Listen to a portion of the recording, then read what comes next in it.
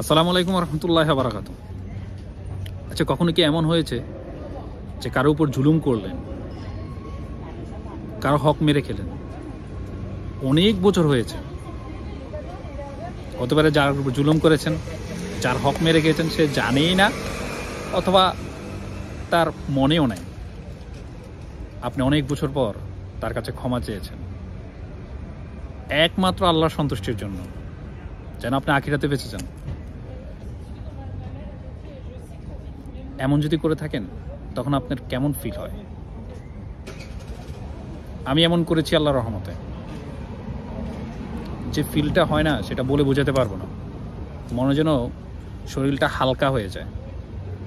আপনারাও চেষ্টা করে দেখতে পারেন যে কারোর উপর জুলুম করেছেন, কারোর সাথে অন্যায় করেছেন,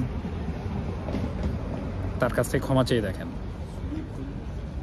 এবং কি সে দেখবেন যে খুব আনন্দের সাথে আল্লাহর সন্তুষ্টির জন্য আপনাকে ক্ষমা করে দেবেন। আল্লাহুম্মা গফিরলি। আসসালামু আলাইকুম রহমতুল্লাহি ওয়া বারাকাতুহু।